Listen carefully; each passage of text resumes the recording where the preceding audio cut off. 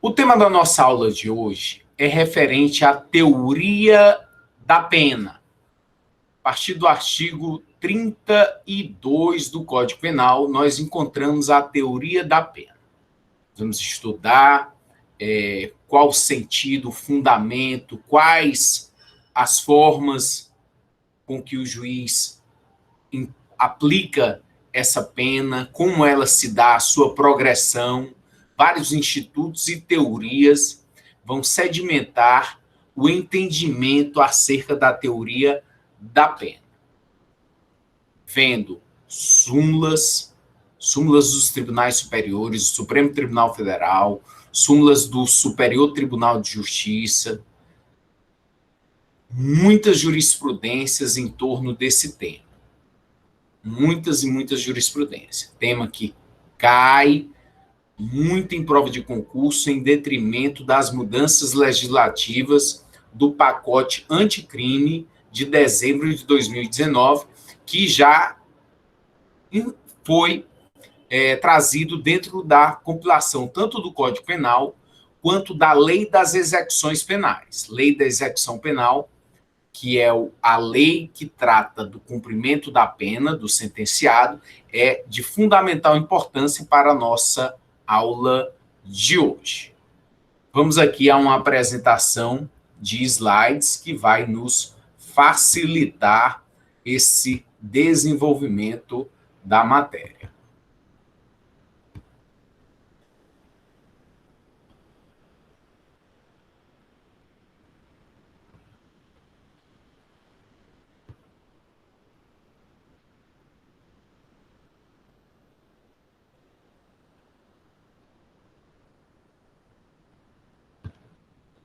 Eu não estou conseguindo aqui trazer a minha tela, dividir a minha tela em duas. Então, eu estou sem observar aqui se alguém está entrando para pedir permissão de entrada na aula, bem como o chat eu vou ficar parando para dar uma olhadinha para ver as perguntas. Qualquer coisa, vocês me interrompam, no caso de haver algum aluno solicitando entrada para eu permitir, e também em relação às dúvidas, se tiver dúvida de imediato, eu já vou tentar dirimir. Esse tema da nossa aula de hoje, relacionado à teoria da pena, vai do artigo 32 até o artigo 120. O começo do semestre foi voltado para a teoria da norma, artigo 1º ao artigo 12. Depois a gente começou a ver o conceito de crime, a teoria do crime, do tipo penal, que foi do artigo 13 até o artigo 31. Já vimos um pouco sobre o tema da teoria das penas quando do estudo do concurso de crimes, concurso formal, concurso material e o crime continuado. Mas a gente vai entrar agora, cair de cabeça em relação à teoria das penas, trazendo tanto o Código Penal quanto a Lei de Execuções Penais para dar fundamentação aos nossos estudos. Então, as penas. O que é a pena? A pena é a imposição de pena é o principal efeito da sentença penal condenatória. A partir do momento que o sujeito comete um crime, passa o Estado a poder exercer o seu ius puniendi, seu direito de punir. Sim, seu direito de punir. O sujeito praticou um crime, ele deverá vir a ser punido. Pode ser até que não seja punido, que o Estado não haja, que não consiga identificar quem é o sujeito, o autor do crime, que o processo demore um tempo em que acabe vindo a prescrição penal, que quem vai ser punido é o próprio Estado, em não poder exercer o seu direito de punir.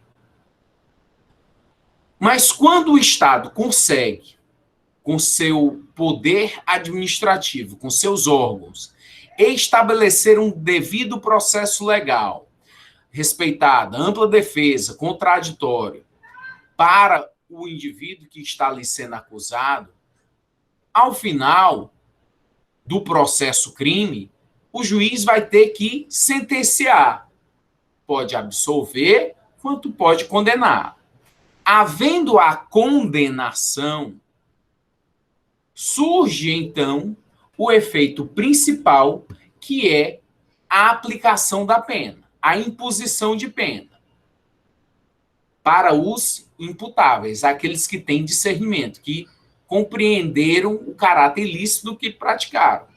Aos inimputáveis, esses não se impõem pena, eles são absolvidos. Só que a absolvição é imprópria.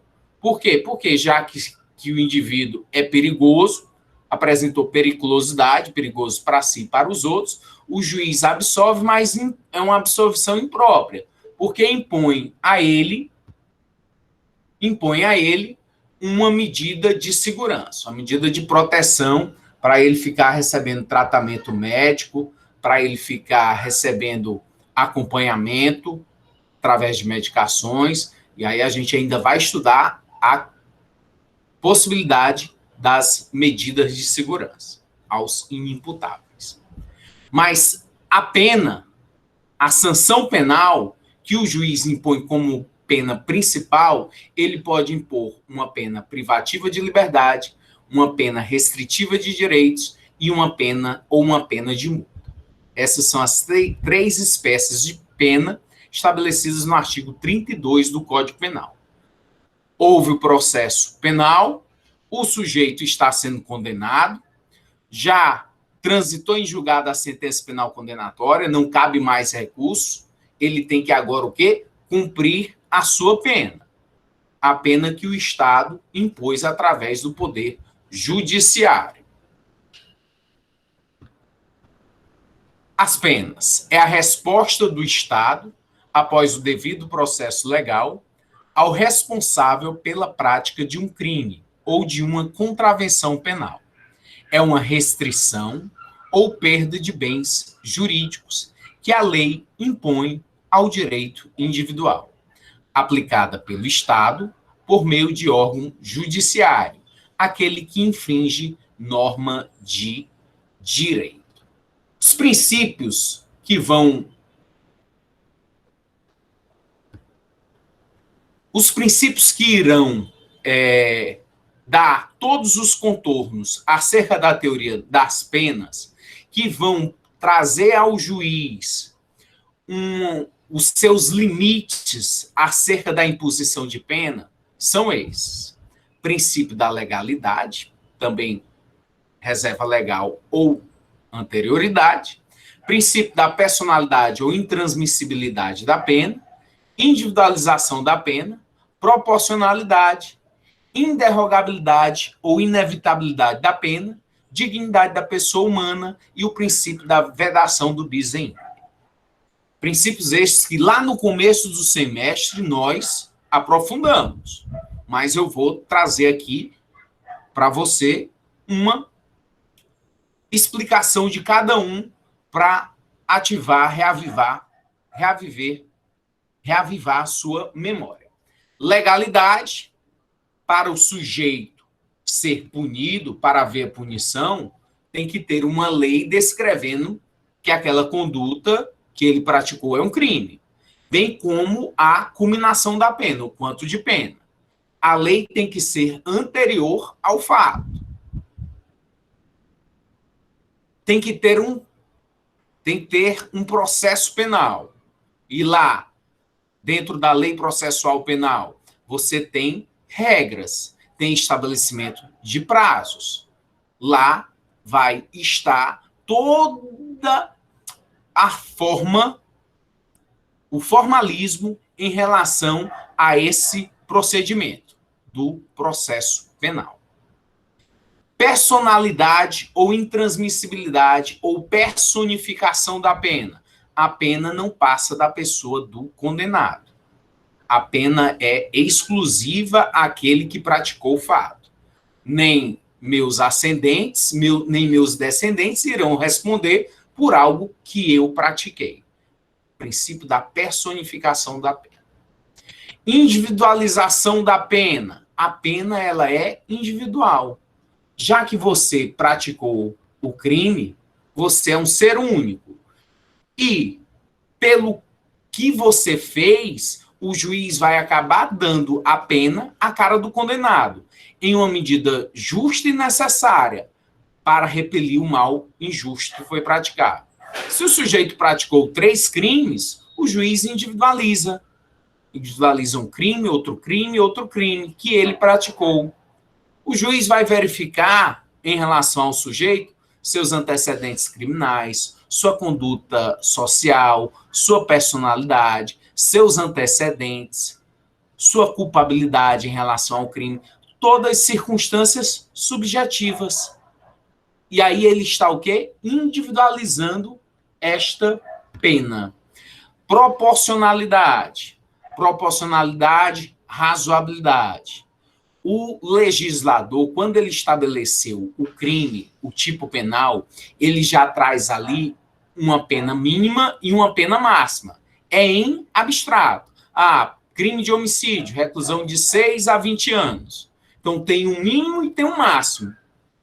Já tem uma proporcionalidade ali de graduação do crime pelo legislador. Ele já coloca uma pena mínima alta. Por quê? Porque ele trouxe para esse crime uma pena elevada, uma pena mais grave do que em outros crimes, em detrimento da proporcionalidade que ele traz dentro de todo o ordenamento jurídico para a imposição de penas a diferentes tipos penais.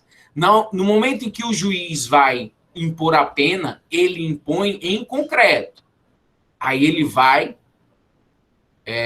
em 3 fases, um sistema de dosimetria da pena, sistema trifásico para a dosimetria, que nós vamos estudar a partir do artigo 68 do Código Penal, e aí ele vai individualizar antecedentes, conduta social, personalidade, todas as circunstâncias do artigo 59 do Código Penal. Ele traz a primeira fase dentro das circunstâncias judiciais do artigo 59. Depois, ele verifica agravantes e atenuantes, lá pelo artigo 62 até o 65. Agravantes e atenuantes, até verificar as causas de aumento e diminuição, tudo dentro de proporcionalidade. Inderrogabilidade ou inevitabilidade da pena.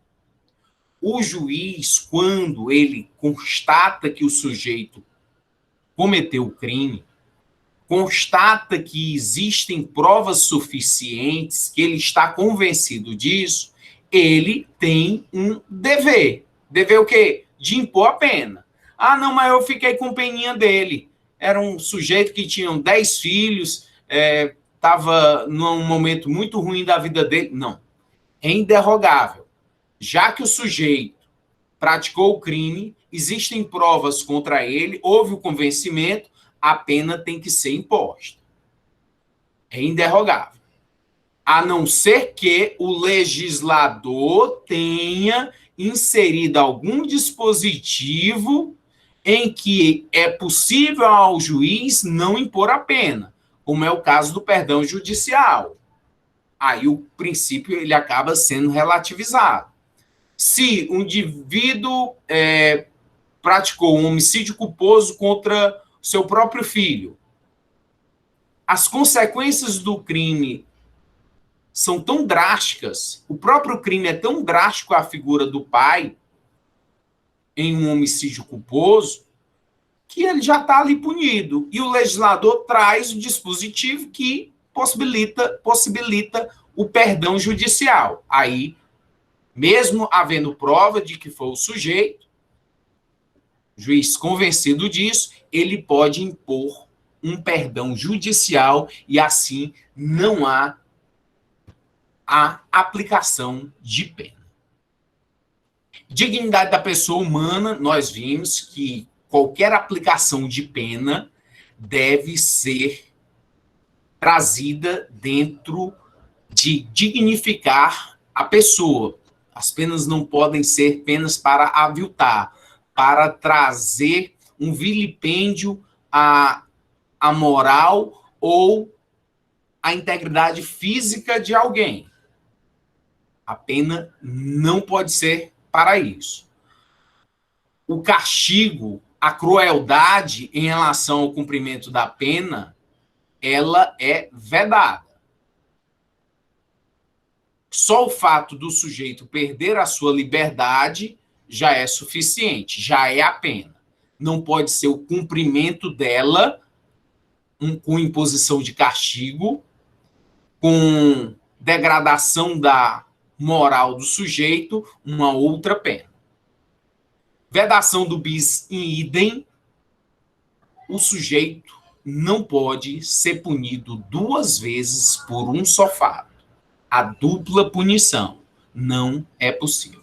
Então, todos esses princípios nós estudamos no começo do semestre. Havendo dúvida, voltem para assistir essa aula, bem como acompanhar através dos slides que foram elaborados e a sua doutrina. Aqui, essa semana, teve o Sérgio Cabral, ex-governador do Rio de Janeiro, que ele sofreu mais uma condenação, agora com uma pena de 19 anos de prisão por conta de corrupção. O processo envolve empresas de transporte público. No total das penas do ex-governador do Rio de Janeiro, já ultrapassaram 321 anos. 321 anos. Então, essa semana saiu mais uma condenação por conta de processos que estavam tramitando.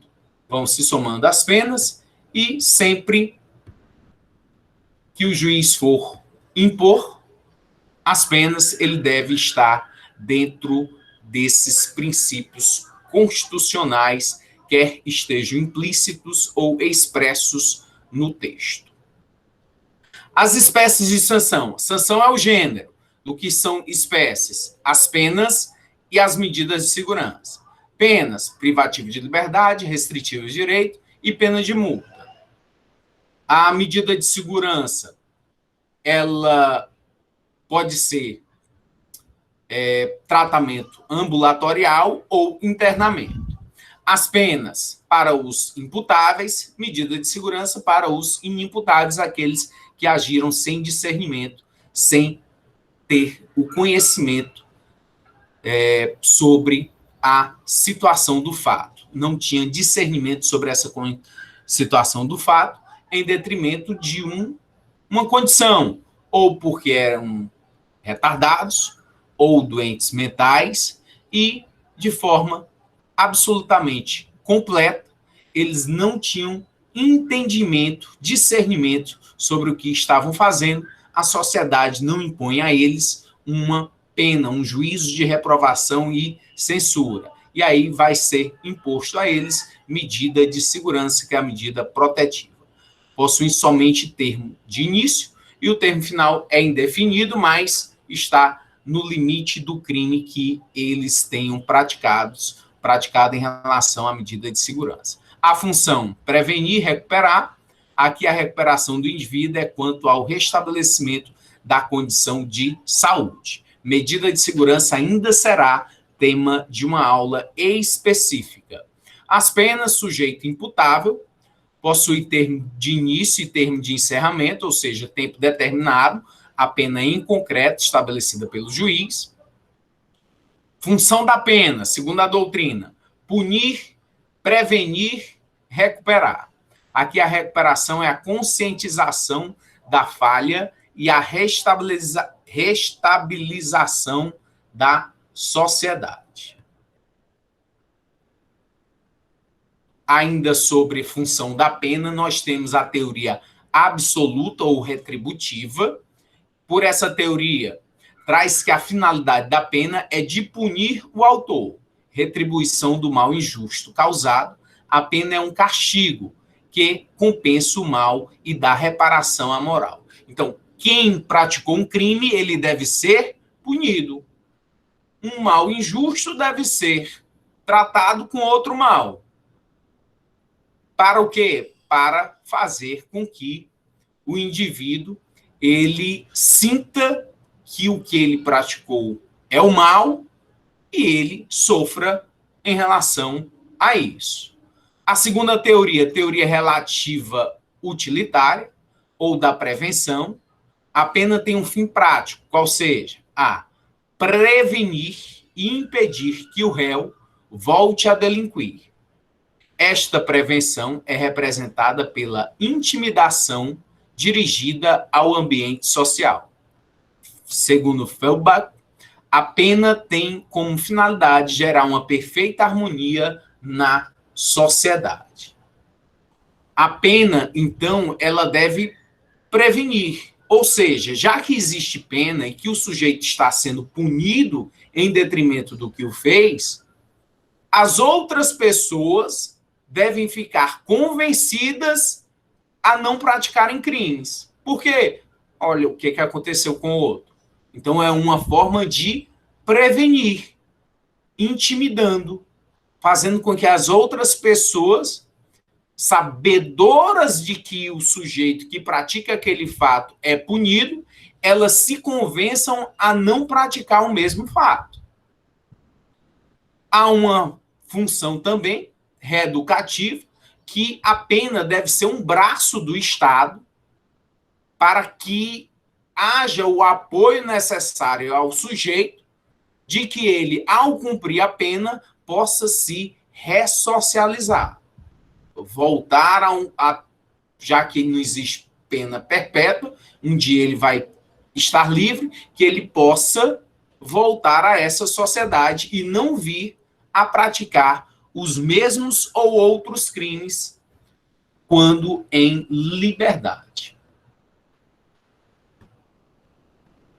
Aí a figura do Lionel Messi, argentino, que em 2016 ele acabou sendo condenado a 1 ano e 9 meses de prisão por 3 crimes de fraude fiscal, um desvio de 4 milhões e 100 milhões de euros por meio de uma estrutura baseada em empresas localizadas em paraísos fiscais.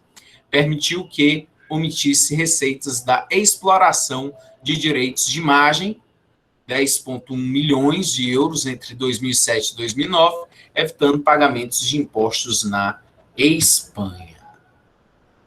A Constituição Federal, em seu artigo 5º, inciso 46, diz sobre as penas possíveis de serem aplicadas. Quais são elas? Segundo o texto constitucional, a lei regulará a individualização da pena e adotará, entre outras, as seguintes: a privação ou restrição da liberdade, B, perda de bens, C, multa, D, prestação social alternativa, E, suspensão ou interdição de direitos. O artigo 32 do Código Penal, que é o primeiro artigo que traz a teoria da pena, traz as espécies de pena. Artigo 32. As penas são, inciso 1, privativas de liberdade, 2, restritivas de direitos e 3, de multa. Professor, e entre esse artigo 32 e o inciso 46? Olha, entre um e outro, você pode observar que o inciso 46 do texto constitucional, na verdade, ele traz 3 espécies de pena. Professor, mas eu estou vendo 5 lá. Mas veja, a perda de bens, a prestação social alternativa e a suspensão ou interdição de direitos, a linha B, D e E, são espécies de penas restritivas de direitos. Vou repetir. As penas do inciso 46, a linha B, perda de bens, D, prestação social alternativa, e E, suspensão ou interdição de direitos, são espécies do que é o gênero penas restritivas de direito. Penas restritivas de direito, que nós vamos ter uma aula só sobre elas. Porque o tema da nossa aula de hoje é sobre as penas privativas de liberdade. Penas vedadas, segundo o texto constitucional, inciso 47. Não haverá penas, não tem essa possibilidade. A, pena de morte, salvo em caso de guerra declarada, nos termos do artigo 84, inciso 19. B, de caráter perpétuo. C, de trabalhos forçados. D, de banimento. E E, cruéis. Pena de banimento é você poder colocar o sujeito fora do estado, fora do país. Banir a pessoa, como faziam lá em Portugal, e mandavam eles todos aqui para o Brasil. É possível ainda? Não é. Caráter perpétuo? Também não, mas há uma limitação de 40 anos para o cumprimento da pena, conforme artigo 75 do Código Penal. Trabalhos forçados, nós vamos ver que o trabalho ele é obrigatório. Sim, o trabalho é obrigatório, vou provar na aula de hoje para você que o preso é obrigado a trabalhar. Mas forçado, ele não é forçado, conforme o inciso C diz aí, trabalho forçado. Forçado não pode, chicotear ele para ele trabalhar não é possível, mas obrigar ele ao trabalho, aí é outra coisa, vou provar para você nessa aula.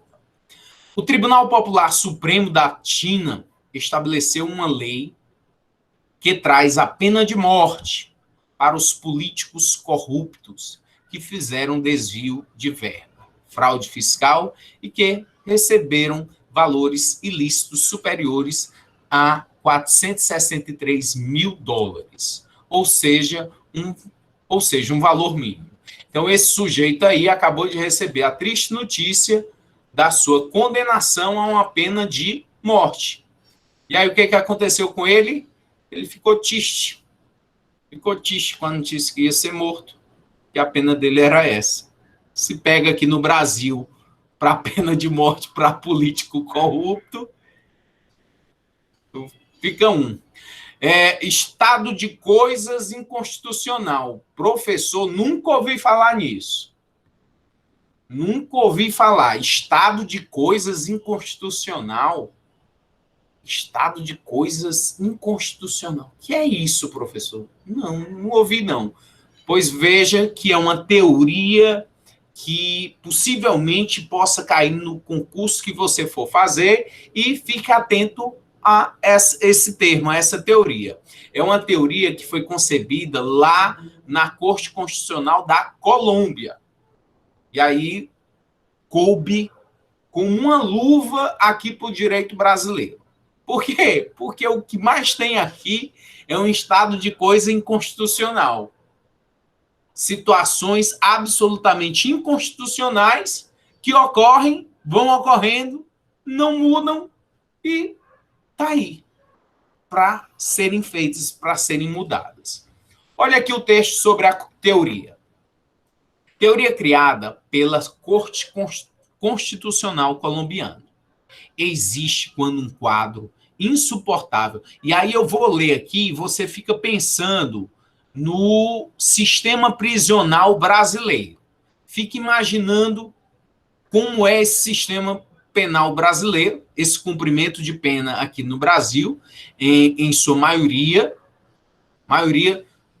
dos presídios, como é cumprida a pena. Então, imagine. Aí eu vou ler o texto aqui, você fica imaginando se realmente cabe essa teoria que veio lá da Colômbia.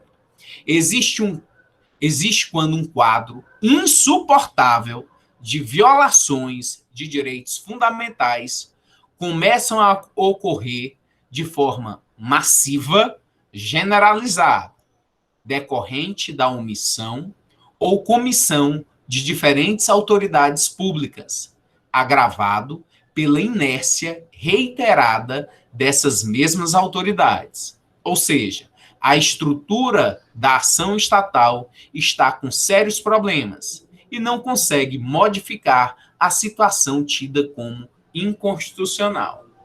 Aí você acabou de assumir concurso de juiz, foi para um interior do Ceará, está lá na cidade de Mombasa. Pega lá uma cadeia pública superlotada e chega mais preso que você tem que determinar o encaminhamento para lá. O que fazer? O que fazer? Solta todo mundo, vão já te expulsar da cidade. Faz ofício para o governador do estado, vai lá, vai ser mais um ofício. E isso é o quê? É um estado de coisas inconstitucional. No Brasil, o Supremo Tribunal Federal vem interferindo na formulação e implementação de políticas públicas e em escolhas orçamentárias, mas com ordens flexíveis, seguidas de monitoramento da execução das medidas, como os pedidos da implantação de audiência de custódia e liberação de verbas do Fundo Nacional Penitenciário. Trata-se de uma manifestação do chamado ativismo judicial e estrutural dialógico, um verdadeiro diálogo entre os poderes e a sociedade. Então, nós temos no Brasil a separação dos poderes, executivo, legislativo, judiciário. Ok. O judiciário ele começa a intervir no executivo, determinando ao executivo obras. Mas não é papel do judiciário. O papel do judiciário é fiscalizar a lei, cumprir a lei, impor a lei. O guardião da Constituição está interferindo no poder executivo. Como assim? É o ativismo judicial estrutural dialógico. Olha que expressão linda que eles buscaram. Ficou bonito. E aí o judiciário fica impondo ao executivo para que faça obra, construção de presídio, para que libere o Fundo Nacional Penitenciário, dinheiro, para implantação de audiência de custódia. Então, uma gama de ações que deveriam ser do Poder Executivo são determinadas pelo Poder Judiciário, mas até hoje de forma flexível. Vamos ver até quando. Pode ser que isso mude, é necessário o acompanhamento dessa evolução, desse diálogo entre os poderes e a sociedade. Termos muito bonitos, mas que, de fato, trazem aí um caos do sistema prisional. Professor, e assim, nesse caso prático, o judiciário, ele, assim, né, o senhor deu um caso no interior. No interior tem muitas propriedades que não têm função social. Então, o juiz ele não poderia expedir uma ordem de desapropriação de uma propriedade dessa que não estivesse cumprindo função social, pelo menos até enquanto desafogava essa situação, assim, eu acho que seria uma alternativa. Isso pode ser feito? Essa é uma ideia. Isso pode ser feito a partir desse entendimento, dessa teoria, é uma ação de fazer, uma ação de coisa. Aí sim. Essa é a evolução que antes não podia. Juiz, Poder Judiciário não podia impor ao Poder Executivo para que elaborassem projetos, que fizessem obras. Não havia isso antes, mas com esse ativismo judicial,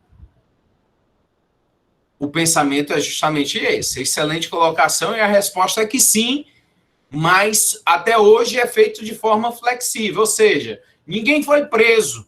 Resumindo, ninguém foi preso. Nenhum governador foi preso, nenhum secretário de obras foi preso em detrimento de não ter cumprido uma decisão do Poder Judiciário para essa implementação de medidas dentro do Poder Executivo para a solução do sistema prisional. Porque aí, no caso, ele fica entre a cruz e a espada, né?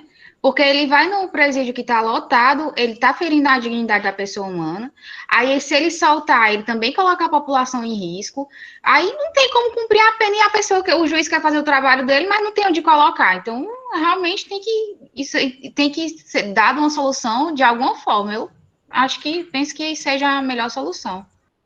Perfeito, perfeito. E antes nós não tínhamos um nome para esse caos. Não tinha um nome. Olha, acontecia tudo isso e agora tem um nome. É o quê? É um estado de coisas inconstitucional. Estado, ó, nomenclatura, ficou bonito. Estado de coisas inconstitucional que não se resolvem e que ferem todos os princípios. Terrível. Vamos lá para as penas privativas de liberdade dentro do nosso Código Penal. E em muitas situações aqui, nós vamos demonstrar que esse estado de coisas inconstitucional existe e reflete aqui nesse tema. Por isso, essa abordagem em relação à teoria, antes de nós adentrarmos aqui no texto penal.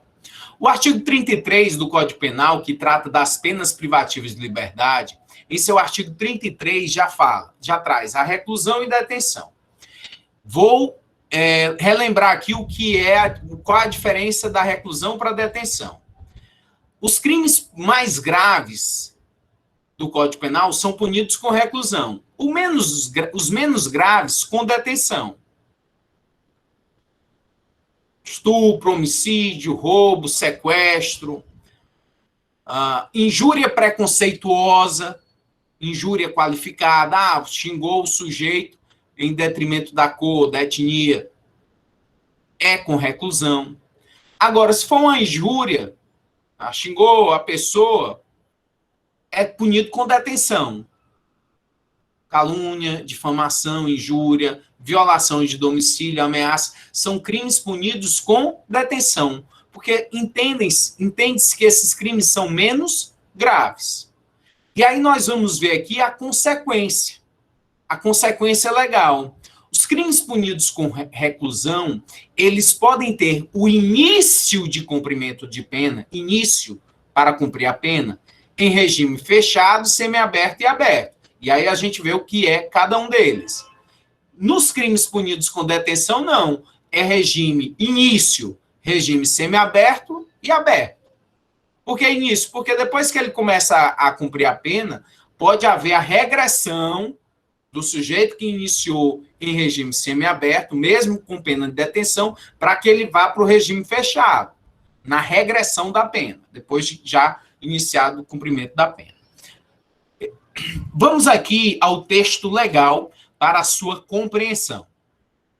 E aí ele te diz exatamente o que é cada um desses regimes. Artigo 33. A pena de reclusão deve ser cumprida em regime fechado, semiaberto ou aberto. Então, tem 3 possibilidades para a reclusão: regime fechado, semiaberto e aberto. O nosso sistema é um sistema progressivo, é um sistema que foi extraído lá da Irlanda. Um dia o sujeito vai estar livre, então é importante que ele progrida, saia de um regime mais severo para um menos severo e até chegar no mais tranquilo, que é o quê? Regime fechado, semiaberto e aberto. Já que um dia vai ser solto, não dá para o sujeito estar no regime fechado e de uma hora para outra sai para um regime, para a sua liberdade. Vamos progredir. Reclusão, regime fechado, semiaberto e aberto. A pena de detenção em regime semiaberto ou aberto. O início, então, é em regime semiaberto ou aberto, salvo necessidade de transferência a regime fechado. Salvo necessidade de transferência a regime fechado, ele iniciou o cumprimento da pena e aí regride, porque teve uma necessidade de transferir ele a um regime fechado, um regime mais que impedisse a ele fuga, que trouxesse a ele mais restrição da sua liberdade. Vamos aí o que é que a lei traz, conceitua como regime fechado, semiaberto ou aberto. Parágrafo 1º do artigo 33. Considera-se regime fechado a execução da pena em estabelecimento de segurança máxima ou média. Professor, qual é a diferença de um presídio de segurança máxima ou média? É a questão da possibilidade de fuga. Esse presídio de segurança máxima, existem mais mais obstáculos para a fuga. Os presídios federais no Brasil, todos são considerados como presídios de segurança máxima. Presídio de segurança média é que não tem tanta segurança assim. Então, essa é a distinção de graduação quanto à possibilidade de fuga. B. Regime semiaberto. A execução da pena em colônia agrícola, industrial ou estabelecimento similar. Nós vamos estudar cada um e a maior dificuldade, sem dúvida, é em relação a esse regime aberto e o regime semiaberto e o regime aberto, porque existe um estado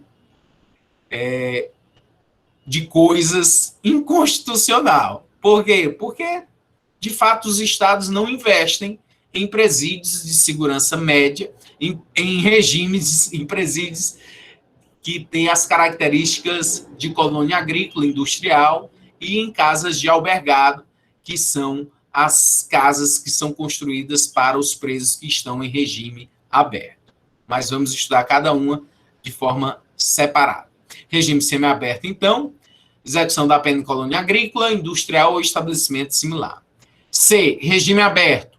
A execução da pena em casa de albergado ou estabelecimento adequado. Casas que foram determinadas a sua construção pelo Estado para que o preso fique lá, permaneça durante a noite e trabalhe durante o dia dentro da zona urbana. Parágrafo 2º. As penas privativas de liberdade deverão ser executadas em forma progressiva, progressão de regime. Sai do regime fechado, vai para o semiaberto, até chegar no aberto. Cumpre mais um tanto de pena, até chegar no aberto. Segundo o mérito do condenado, observados os seguintes critérios e ressalvadas as hipóteses de transferência a regime mais rigoroso. É possível, então, haver a regressão. A. Condenado a pena superior a 8 anos, deverá começar a cumpri-la em regime fechado. Você vê aí um requisito objetivo. Se o crime for de reclusão e o sujeito tiver sido condenado a uma pena superior a 8 anos, ele terá que, obrigatoriamente, iniciar o cumprimento da pena em regime fechado. B. O condenado não reincidente. O que é reincidência? É quando o sujeito, após já ter uma sentença penal com trânsito em julgado, que não caiba mais recurso, após isso, ele vem e comete um novo crime. Para esse novo crime, ele é considerado reincidente, de acordo com o artigo 63 do Código Penal. Então, se ele não for reincidente, o que é não reincidente? É primário. Quem não é reincidente é considerado primário. Então, o condenado não reincidente, a linha B, o condenado não reincidente, cuja pena seja superior a 4 anos e não exceda a 8, entre 4 e 8 anos, poderá, desde o princípio, cumpri-la em regime semi-aberto. Entre 4 e 8 anos, foi condenado, regime fechado, pena de reclusão, mas entre 4 e 8 anos, a pena, regime semi-aberto. Ele não sendo reincidente. Se for reincidente, regime fechado. C. O condenado não reincidente, cuja pena seja igual ou inferior a 4 anos, poderá, desde o início, cumpri-la em regime aberto. Menos que 4 anos, regime aberto. Se o sujeito for reincidente, professor, ele é reincidente, foi uma pena menos que 4 anos, ele tem que ir, então, um regime semiaberto? Não obrigatoriamente.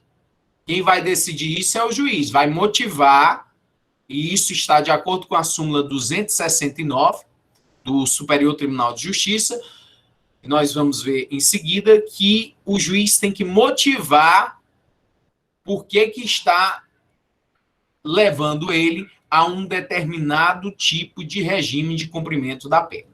Parágrafo 3º. A determinação do regime inicial de cumprimento da pena far-se-á com observância dos critérios previstos no artigo 59 do Código Penal. O artigo 59 do Código Penal, ele traz circunstâncias judiciais, circunstâncias que o juiz vai avaliar quando for dosar a pena, fazer a dosimetria da pena. Essas circunstâncias judiciais estão relacionadas à primeira fase da dosimetria, mas elas servem também para que o juiz fundamente qual o regime em que ele vai impor inicialmente o cumprimento da pena. Então, ele vai verificar antecedentes, conduta social, personalidade, culpabilidade, consequências do crime para a vítima, as circunstâncias, tudo isso será necessário para o juiz impor o início do cumprimento da pena.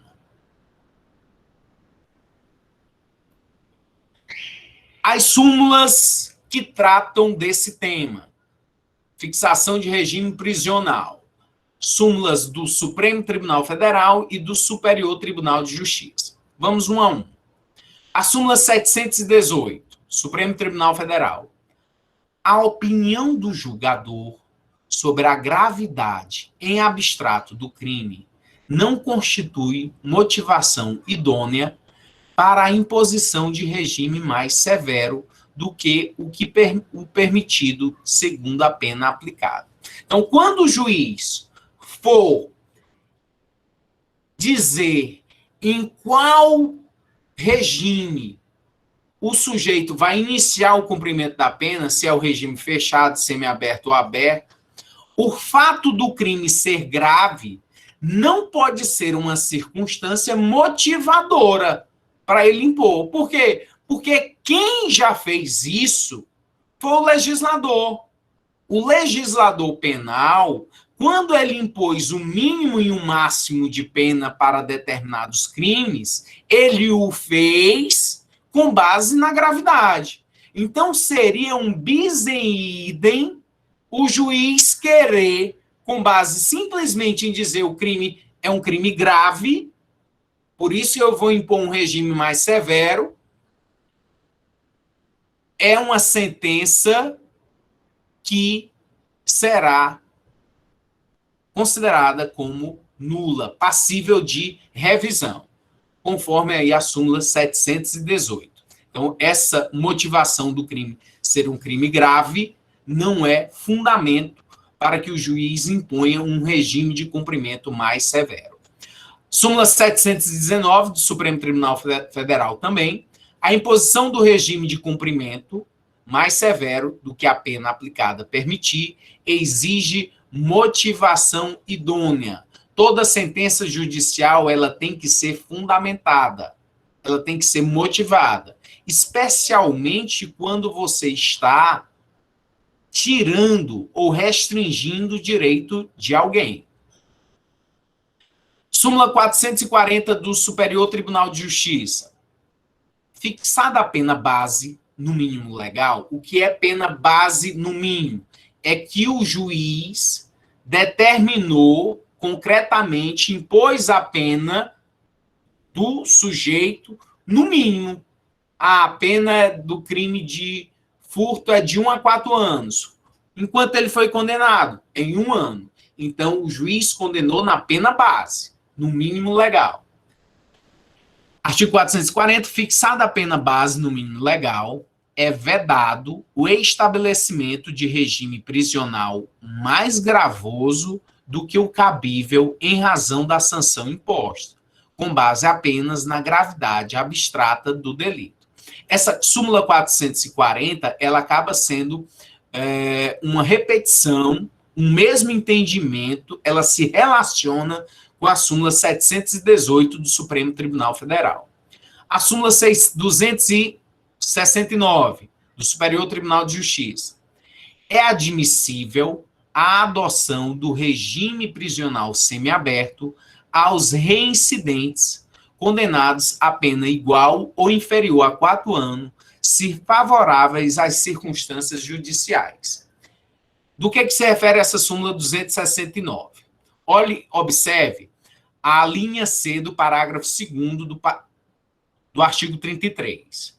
Diz assim, parágrafo 2º, a linha C. O condenado não reincidente, ou seja, ele é primário, cuja pena seja igual ou inferior a 4 anos, poderá, desde o início, cumpri-la em regime aberto. Então, ele está dizendo que o reincidente não, ele tem que ir para um regime mais severo. Cai por terra a partir da súmula 269. Por quê? Porque a súmula 269 diz que isso não é absoluto. Vai caber ao juiz examinar o caso em concreto e verificar as circunstâncias do artigo 59 do Código Penal, circunstâncias judiciais. Se elas forem favoráveis, quais são elas? Antecedentes, conduta social, personalidade, circunstâncias do crime, consequências do crime para a vítima, culpabilidade. Se o juiz verificar que essas circunstâncias são favoráveis, mesmo o sujeito sendo reincidente, ele pode estabelecer um regime aberto para ele. Não há problema. E aí você tem a Lei de Execuções Penais. Lei de Execuções Penais é a Lei 7.210 de 1984. Ela foi atualizada, foi inserido aos dispositivos dessa lei várias mudanças realizadas pelo pacote anticrime, que foi da Lei 13.964 de 2019, em dezembro. Em dezembro de 2019, ocorreram essas mudanças, e uma das mudanças significativas dentro desse tema que nós estamos estudando foi no artigo 112 da Lei de Execução Penal, é a lei que trata do cumprimento da pena. Tudo que você quiser saber sobre cumprimento de pena, você deve observar na Lei de Execução Penal. Olha aqui o que o texto da lei fala sobre a progressão de regime. Progredir de regime é o quê? Você cumpre um tanto de pena no regime para poder ter o direito, o benefício de progredir e ir para um menos severo. Depois que você está nesse menos severo, você cumpre um tanto e aí vai para um regime menos grave, para o regime aberto. Sai do fechado, vai para o semiaberto, até chegar no aberto. Então, vai progredir. Artigo 112. Observe.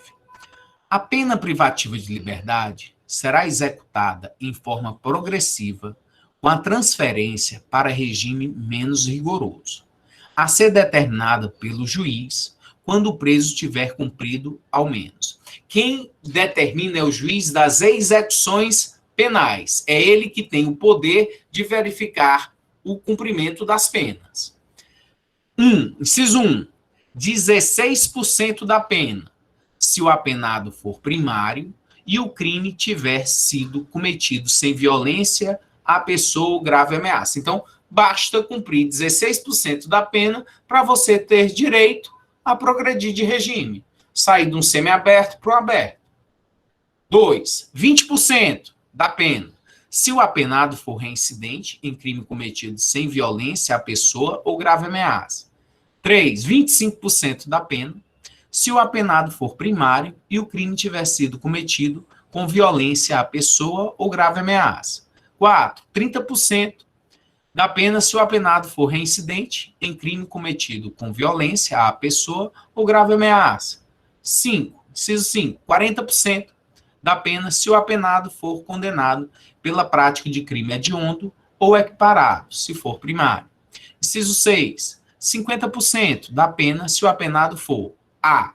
Condenado pela prática de crime hediondo ou equiparado, com resultado morte, se for primário, vedado livramento condicional. B. Condenado por exercer o comando individual ou coletivo de organização criminosa estruturada para a prática de crime hediondo ou equiparado. Ou C. Condenado pela prática do crime de constituição de milícia privada. 7. 60% da pena se o apenado for reincidente na prática de crime hediondo ou equiparado. 8. 70% da pena, ele vai ter que cumprir 70% da pena para poder ter o benefício da progressão de regime. Então, 70% da pena se o apenado for reincidente em crime hediondo ou equiparado com resultado morte, vedado o livramento condicional. Parágrafo 1º.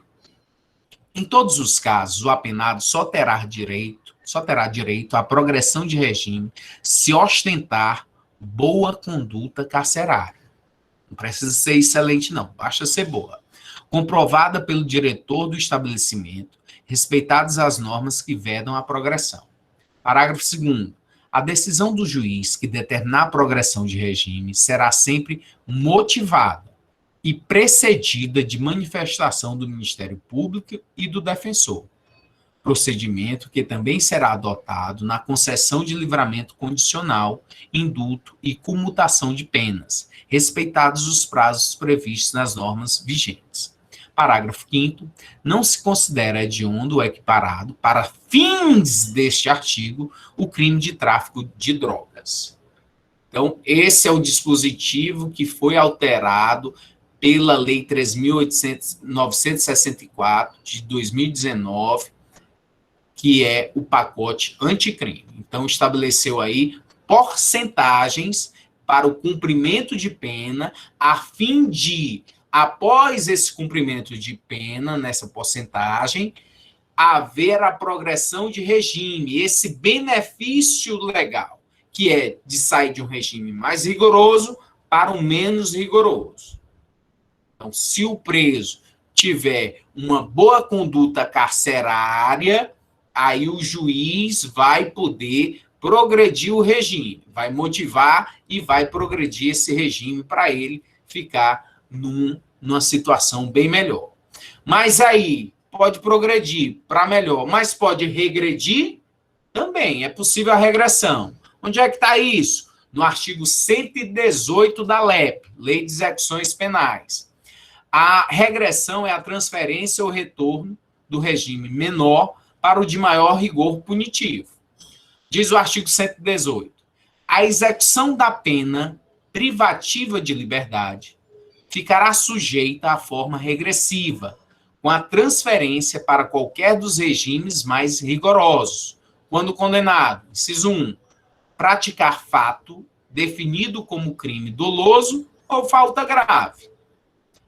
2. Sofrer condenação por crime anterior, cuja pena somada ao restante da pena em execução torne incabível o regime. Lá na Lei de Execuções Penais, que rege tudo em relação ao preso, seus direitos, suas garantias, tem também seus deveres. E tem o que é considerado como uma falta grave, uma falta disciplinar. Ele praticar um motim, uma revolta, ele não trabalhar quando tiver um trabalho. Tem uma oportunidade de trabalho? Tem. Está aqui, meu amigo, vai trabalhar? Não, não vou. É considerado uma falta grave. Então, é uma forma de disciplina, disciplinar o preso. Parágrafo 1º. O condenado será transferido do regime aberto se, além das hipóteses referidas nos incisos anteriores, frustrar os fins da execução ou não pagar, podendo, a multa cumulativamente imposta. Parágrafo 2º. Nas hipóteses do inciso 1 do parágrafo anterior, deverá ser ouvido previamente o condenado em uma audiência que é chamada de audiência admonitória, para que ele explique, justifique o que aconteceu. Você vê aí nas imagens um sujeito tentando praticar um arrombamento e ficou entalado, e na outra praticando um crime, sendo preso e já ostentando uma tornozeleira eletrônica. Vejam no detalhe que ele está sendo preso, mas já há uma tornozeleira eletrônica com ele. Possivelmente um preso que estava com um benefício legal, ou do regime semiaberto ou do regime aberto, em que estava fora dos muros do presídio e resolveu praticar um crime, possibilitando ao juiz haver a regressão do cumprimento dessa pena.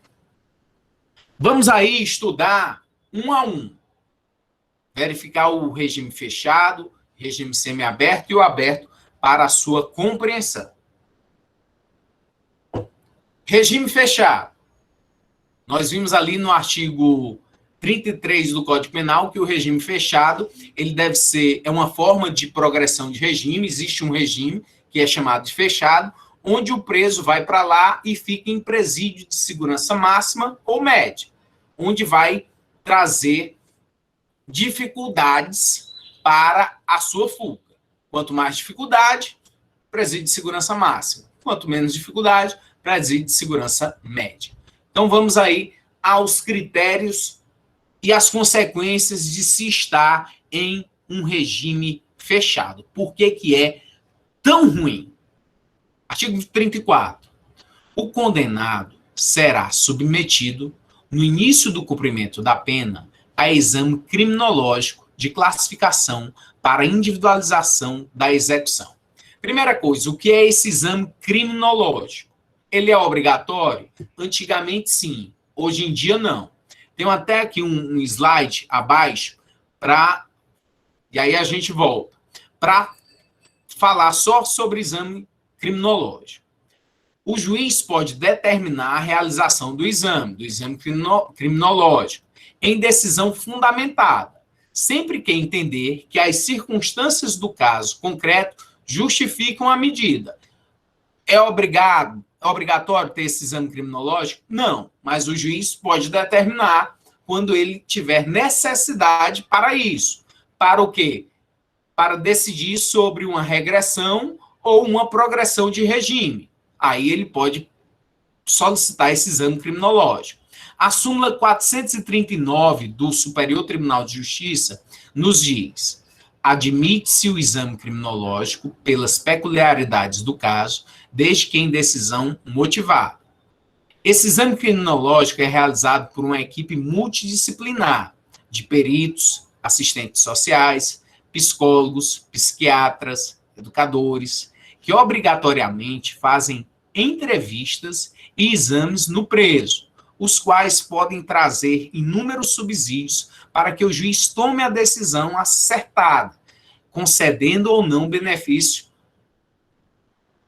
concedendo ou negando o benefício. Aí está lá a equipe multidisciplinar para falar com a pessoa. Meu amigo, e você? Vou fazer só uma pergunta aqui para você que foi condenado. Só uma.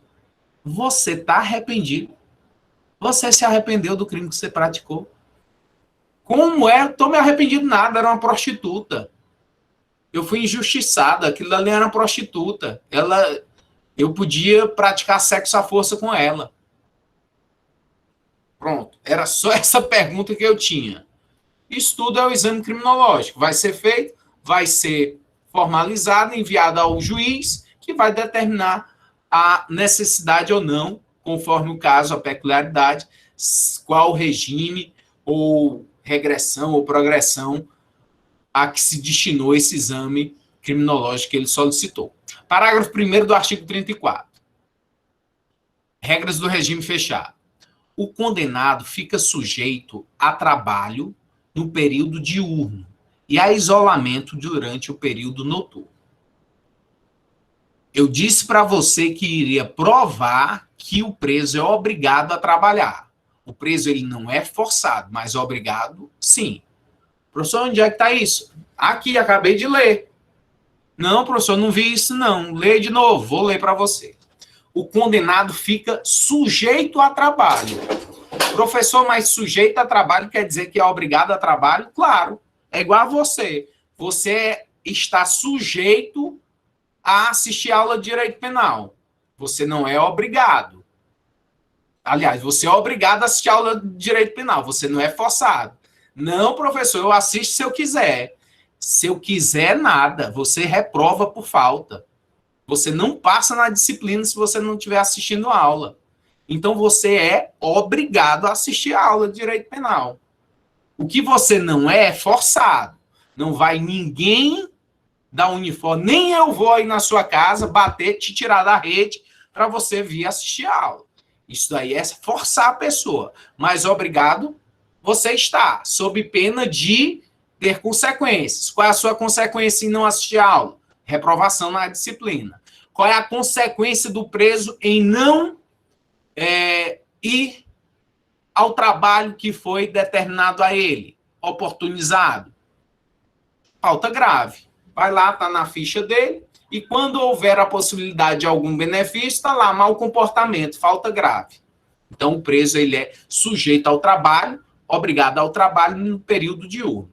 Mas, professor, e tem esse trabalho? Tem nada.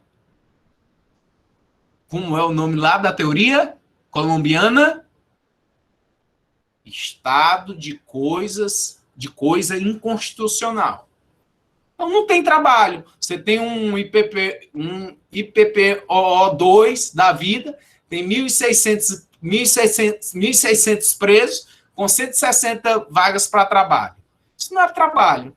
Até porque o trabalho por preso é muito bom, porque, primeiro, é remunerado, nós vamos ver mais à frente, ele tem mais acesso à unidade carcerária, ele tem acesso a pessoas do sistema, para dar um telefonema, para tudo. Tudo facilita se ele tem um trabalho lá. E até o tempo passa mais rápido. Vamos voltar a falar sobre trabalho. Então, ele é obrigado a trabalho e fica em isolamento durante o repouso noturno. Então, durante a noite, é para estar isolado e lá repousando durante a noite. Parágrafo 2º, o trabalho será em comum dentro do estabelecimento, na conformidade das aptidões ou ocupações anteriores do condenado, desde que compatíveis com a execução da pena. Então, trabalho em comum dentro do estabelecimento. Fora do estabelecimento? Não, dentro do estabelecimento. O trabalho externo, conforme o parágrafo 3º, ele é até admissível, mas só em serviços ou obras públicas. Trabalho externo no regime fechado só se for em obra pública. Se não, não pode. Exame criminológico. Falei. Legislação especial. Segundo o artigo 40 do Código Penal, a legislação especial regulará a matéria prevista no artigo 38 e 39 deste Código, bem como especificará os deveres e direitos do preso, os critérios para revogação e transferência dos regimes e estabelecerá as infrações disciplinares e correspondentes sanções. Então, nós já começamos a ver que a legislação especial é a Lei de Execuções Penais, Lei 7.210 de 1984, que vai tratar sobre toda a questão prisional. E no artigo 31, 32, 33 da Lei de Execução Penal, fala sobre o trabalho interno do preso. Vamos lá, por curiosidade, examinar isso? Aqui o artigo 31 da Lei de Execuções Penais. O condenado à pena privativa de liberdade está obrigado ao trabalho, na medida de suas aptidões e capacidades. Tá vendo? Eu não lhe disse? Tá aí a lei? Olha aí, você duvidou? Então, tá aí, bem escrito para você, na Lei de Execuções Penais, a expressão obrigado ao trabalho. O preso está obrigado ao trabalho. Parágrafo único para o preso provisório. Quem é o preso provisório, professor? Preso provisório é aquele que não tem sentença penal condenatória definitiva ainda, ou seja, está lá por conta de uma prisão preventiva, não foi ainda julgado. Então, ele é considerado um preso provisório. Para o preso provisório, o trabalho não é obrigatório e só poderá ser executado no interior do estabelecimento. Artigo 32. Na atribuição do trabalho deverão ser levadas em conta a habilitação, a condição pessoal e as necessidades futuras do preso, bem como as oportunidades oferecidas pelo mercado. Parágrafo 1º. Deverá ser limitado, tanto quanto possível, o artesanato sem expressão econômica, salvo nas regiões de turismo. Parágrafo 2º. Os maiores de 60 anos poderão solicitar ocupação adequada à sua idade. Parágrafo 3º. Os doentes ou deficientes físicos somente exercerão atividades apropriadas ao seu estado. Artigo 33.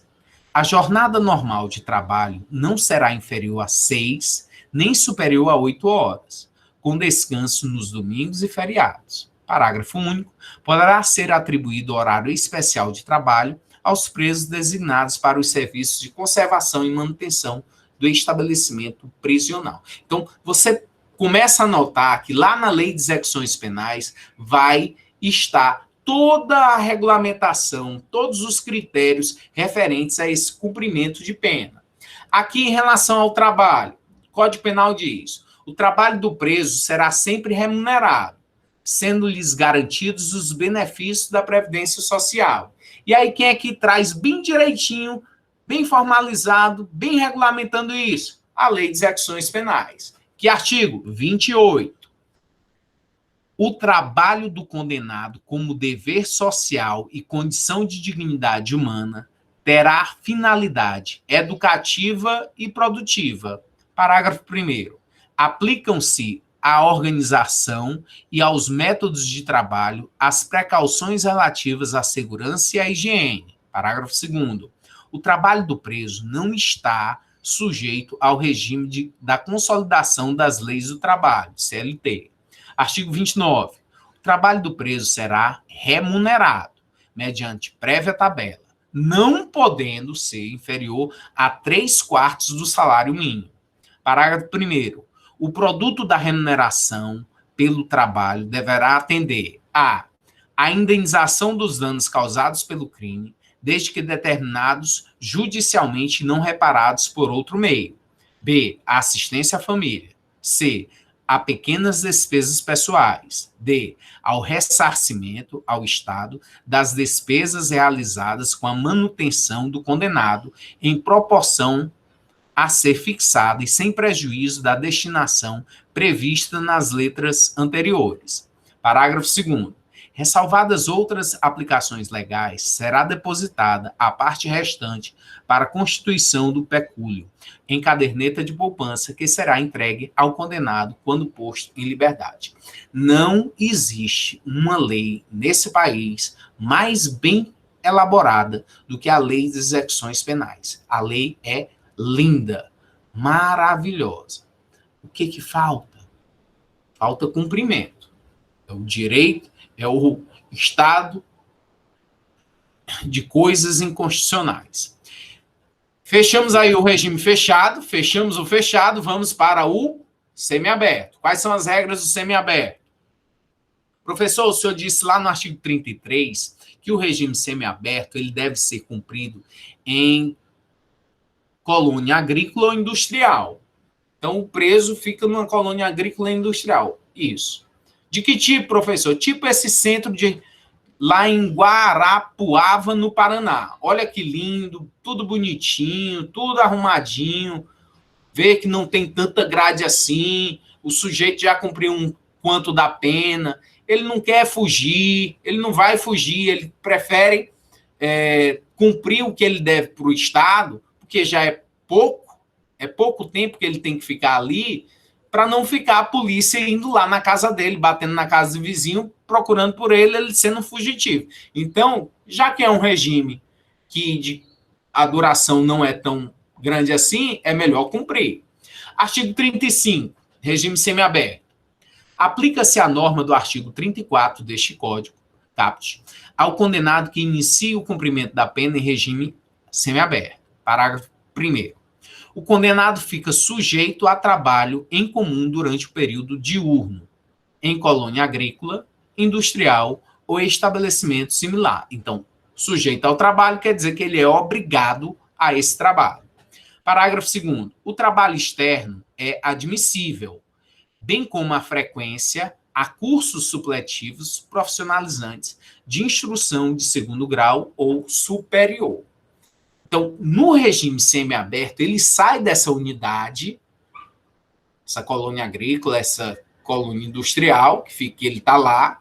Aqui em Fortaleza, nós não temos nenhuma unidade com essas características. Os presos do semiaberto acabam estando no IPPO2, lá, separados dos outros presos. Mas é possível que eles saiam durante o dia, ou para trabalhar, pode ser empresa privada, pode ser empresa pública, pode ser no que for, mas ele pode exercer esse trabalho externo. E pode também frequentar algum curso, universidade, curso supletivo, não tem problema. É possível? É. Ah, e se for à noite? Não, ele tem uma autorização especial para esse curso.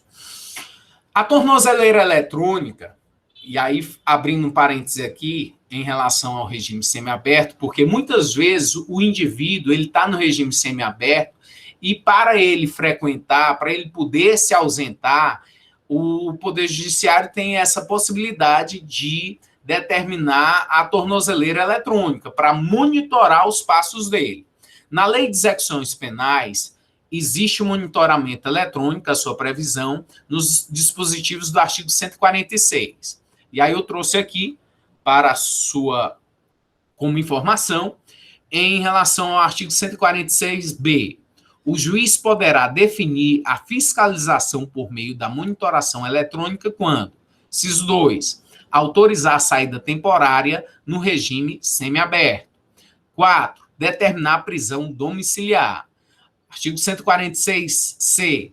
A violação comprovada dos deveres previstos neste artigo poderá acarretar, a critério do juiz da execução, ouvidos o Ministério Público e a defesa. Inciso 1, a regressão do regime. 2, a revogação da autorização de saída temporária.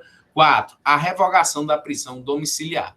Então, algumas possibilidades, tanto no regime semiaberto, nas saídas temporárias, quanto na prisão domiciliar, de haver o monitoramento eletrônico. Aí, na foto, você vê a Neuma, que era uma das condenadas na Operação Lava Jato, e ela produziu, essa foto foi produzida para a capa da revista Veja. E ao lado dela você vê um galo que estava sendo monitorado pela tornozeleira eletrônica. Aí é um galo, sim, é um galo. E aí alguém tirou, o sujeito tirou a tornozeleira dele e botou aí no pop do galo e ficaram monitorando foi o galo. Mas assim que é quebrada, a tornozeleira já é alarmado a central para saber que o sujeito violou o dispositivo. Regras do regime agora aberto. Vimos regime fechado, semiaberto, e agora vamos para o regime aberto. Artigo 36. O regime aberto baseia-se na autodisciplina e senso de responsabilidade do condenado. Olha que lindo, gente. Olha que maravilha. Autodisciplina e senso de responsabilidade do condenado. Ficou bonita essas expressões que o legislador trouxe. Então, no regime aberto, se ele está no aberto, a pena está bem pertinho de ser cumprida. Falta pouquíssimo tempo. Então, aí é que ele não vai querer mesmo trazer nenhum óbice contra o Estado. Né? Ele quer cumprir ali o restinho da pena para se livrar. Professor, mas eu estou sentindo aqui uma diferença na foto. Porque lá em Guarapuava, que o senhor mostrou lá no Paraná, estava pouca grade. Aqui no estado do Ceará, a casa de albergada aí que você está mostrando na foto, está com tanta grade. Eles são perigosos assim? Não, não. O senhor não acabou de dizer que eles querem ficar numa boa, que não é para que eles não vão sair? Esse horror de grade aí, esse monte de grade, é para proteção deles. É para não invadirem, não estarem invadindo em busca de indivíduo aí para matar. Então, essa grade é para proteger eles dos que estão fora. Não é proteger eles da gente, não. Não é isso. Aí a casa de albergado. Volta e meia, matam um na porta da casa de albergado. Ele sai durante o dia, senso de disciplina, senso de responsabilidade, pratica atividades lícitas durante o dia e vai lá só para dormir. E fica no final de semana. Parágrafo 1º. O condenado deverá, fora do estabelecimento e sem vigilância, trabalhar, frequentar curso ou exercer outra atividade autorizada, permanecendo recolhido durante o período noturno e nos dias de folga. Parágrafo 2º. O condenado será transferido do regime aberto se praticar fato definido como crime doloso, se frustrar os fins da execução ou se, podendo, não pagar a multa cumulativamente aplicada. Todos os estados eles foram obrigados a construírem casas de albergado. Uma casa que ficasse no centro urbano, centro da cidade, e que eles pudessem permanecer durante a noite e final de semana, frequentando cursos, palestras, porque são pessoas que estão para ganhar liberdade. Então, já estão no último estágio para a própria liberdade. Então, está faltando pouquinho tempo, o Estado deve contribuir. Agora, todo local, toda cidade tem uma casa de albergado? Não tem. Fortaleza do Ceará, do meu conhecimento, tem uma aqui no centro. E aí, professor, o que faz? O que faz lá em Sobral, em Juazeiro, a violência está estourada, todo o interior está cheio de preso, e se ele tiver direito ao regime aberto, como é que faz? Estado de coisas inconstitucional. E aí o que se faz? Não, pega, já que não tem jeito, já que não construíram a casa de albergado, bota ele em prisão domiciliar, bota ele para estar vindo no fórum mensalmente para justificar suas atividades e vai se inventando. Já que não tem casa de albergado, não dá para botar ele no semiaberto, no regime mais rigoroso, sendo que ele tem o direito de um benefício. Se ele tem o direito de um benefício, você não vai dar para ele algo pior. Aí é cerceamento da liberdade. Você agravar uma situação do sujeito por incompetência, por omissão do próprio Estado. Professor. Fazer aqui um paralelo, uma distinção entre a prisão domiciliar e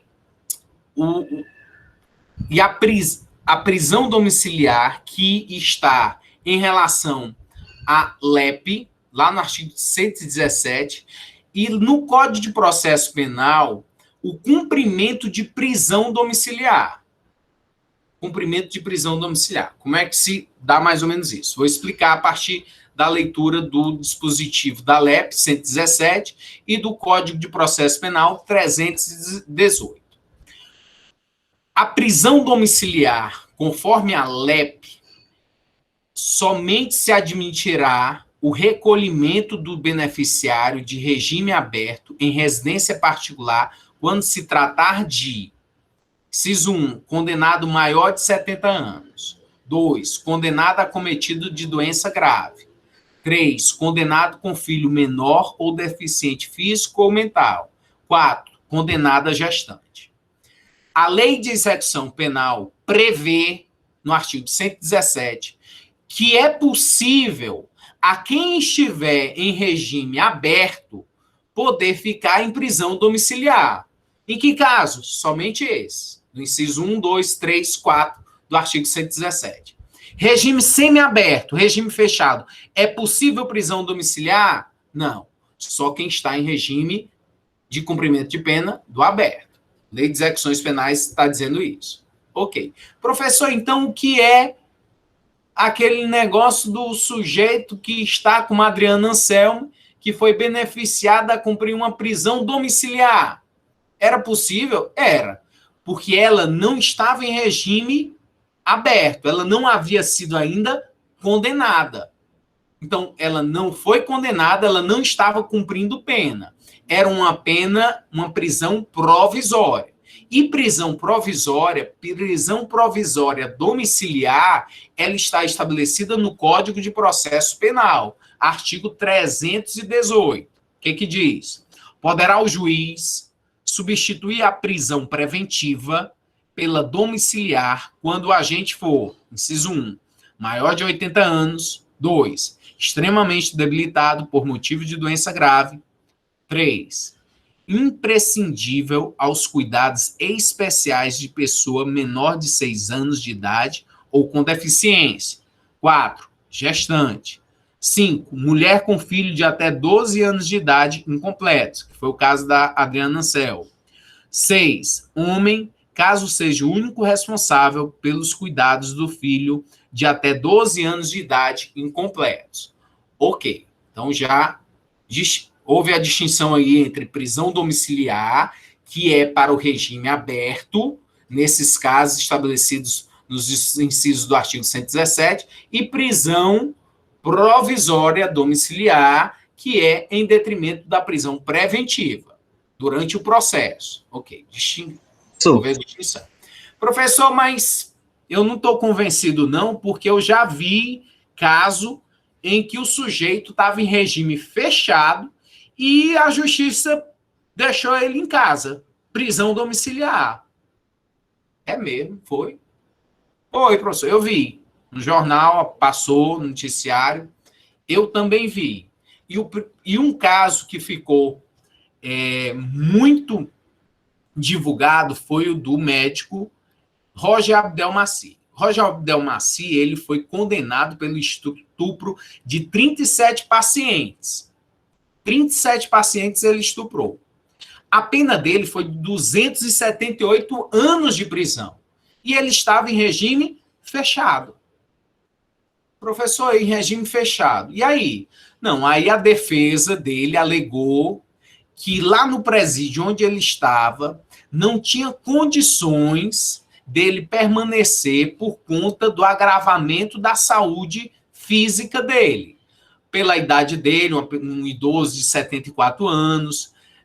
Aí a defesa diz que ele sofria de problemas de saúde, uma série de doenças cardíacas que exigiam tratamentos médicos frequentes, incluindo internações hospitalares, e que colocaram a sua vida em risco.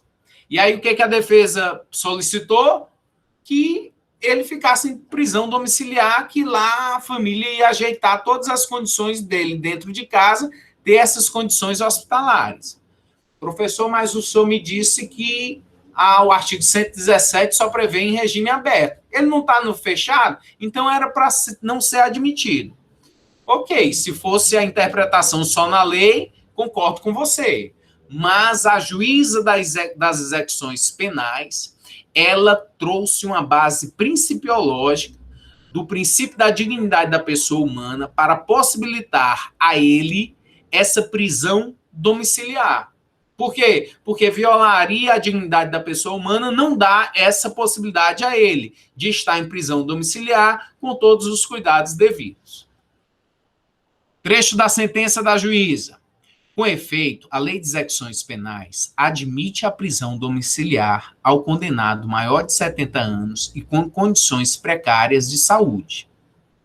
Embora a lei assim estabeleça para condenados em regime aberto, tem sido admitida excepcionalmente a reclusão domiciliar aos portadores de doença grave, ainda que sob regime semiaberto ou fechado, em observância ao princípio da dignidade da pessoa humana. Então, a juíza estabeleceu que, mesmo estando em regime fechado, não havendo na lei esse dispositivo, mas por base principiológica do princípio da dignidade da pessoa humana, possibilitou ao Roger Abdelmaci ele estar em prisão domiciliar para o tratamento dele, já que na unidade em que ele estava não tinha essa possibilidade. Professor. Oi. Professor, com relação ao caso da Adriana, após o filho passar dos 12 anos de idade, ela retorna ao presídio? Se ainda estiver a prisão preventiva sendo imposta, sim, Jobson. E no caso dela, Jobson, ainda a promotoria foi contra, porque foi provado que durante mais de um ano ela esteve no exterior em viagens com os filhos aqui no Brasil. Ou seja, que ela não era a pessoa quem cuidava dos filhos. Ainda teve essa.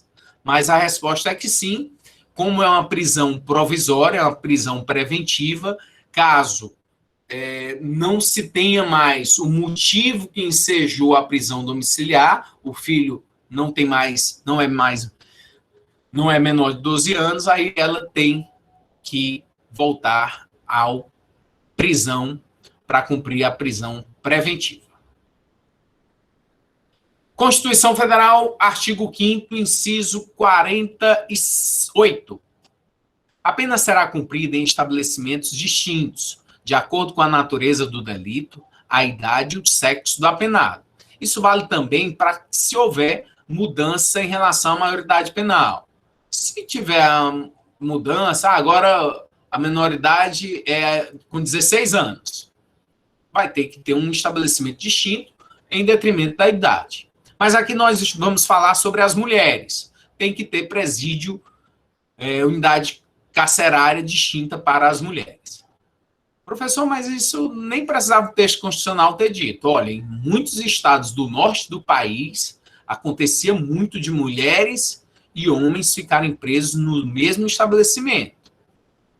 Mas a Constituição veda. O artigo 37 diz, do Código Penal, as mulheres cumprem pena em estabelecimento próprio, observando-se os deveres e direitos inerentes à sua condição pessoal, bem como no que couber o disposto neste capítulo. No artigo 5º da Constituição Federal, inciso 50, diz: as presidiárias serão asseguradas condições para que possam permanecer com seus filhos durante o período de amamentação. Direitos dos presos, artigo 39 do Código Penal. O preso conserva todos os direitos não atingidos pela perda da liberdade, impondo-se a todas as autoridades o respeito à sua integridade física e moral. Inciso 5º, artigo 5º da Constituição, inciso 49. É assegurado aos presos o respeito à integridade física e moral. Uma repetição. Tanto a questão sexual, quanto a integridade moral, física, você não impor o cumprimento da pena como uma outra pena, uma outra sanção. Remissão da pena. O que é remissão? Aqui a remissão está como desconto. A pena pode vir a ser descontada, esse tempo de execução da pena. No artigo 126 do Código Penal, da Lei de Execuções Penais, diz o seguinte: o condenado que cumpre a pena em regime fechado ou semiaberto poderá remir, ser descontado, por trabalho ou por estudo, parte do tempo de execução da pena. Parágrafo 1º. A contagem de tempo referida no caput será feita à razão de, inciso 1, um dia de pena a cada 12 horas de frequência escolar, atividade de ensino fundamental, médio, inclusive profissionalizante ou superior, ou ainda de requalificação profissional, divididas no mínimo em 3 dias. 2. Um dia de pena a cada 3 dias de trabalho. Então, você tem a remissão, que é o desconto da pena, ou pelo trabalho ou pelo estudo. A cada 3 dias de trabalho, um dia é descontado na pena. A cada 12 horas de estudo, um dia é descontado na pena. É a remissão da pena. Superveniência de doença mental. Artigo 41. O condenado a quem sobrevém doença mental deve ser recolhido ao hospital de custódia e tratamento psiquiátrico, ou a falta a outro estabelecimento adequado. É muito comum o preso, durante o cumprimento da pena, até porque lá é uma lei de sobrevivência, o cara fica louco, enlouquece cumprindo pena. Começa a jogar merda em todo mundo. E aí, faz o que com ele? Vão matar ele lá dentro. Tá jogando cocô em todo mundo? Faz o quê? Tem que internar ele em um estabelecimento adequado, manicômio judiciário. Quando ele recobrar a lucidez, a sanidade, ele volta para cumprir a pena. Enquanto isso, a pena está lá sendo pontuada. Cada dia que ele está em internamento, cada dia que ele está em um estabelecimento adequado, é ainda o cumprimento da pena. Voltando, aí ele passa ao presídio de onde ele saiu. Detração, para nós fecharmos aqui o nosso slide. Artigo 42. Computam-se na pena privativa de liberdade e na medida de segurança o tempo de prisão provisória, no Brasil ou no estrangeiro, o de prisão administrativa e o de internação em qualquer dos estabelecimentos referidos no artigo anterior. Detrair, detração, você vai descontar o tempo que o sujeito já esteve preso. Ah, o goleiro Bruno passou 2 anos preso em prisão provisória, decretada a prisão provisória dele, e não era realizado o julgamento. Ele não era condenado e estava preso? Como assim? Pois é, não era para ser, porque o processo tem um tempo limite. E aí o processo não andava. A regra é a liberdade. A segregação, o cárcere, é a exceção. Esse tempo que ele cumpriu de prisão provisória, ele tem obrigatoriamente que ser descontado no tempo da pena que lhe foi imposta, na condenação. Então, qualquer prisão provisória é detraída esse tempo da pena definitiva. Seus sonhos não precisam de plateia, eles só precisam de você.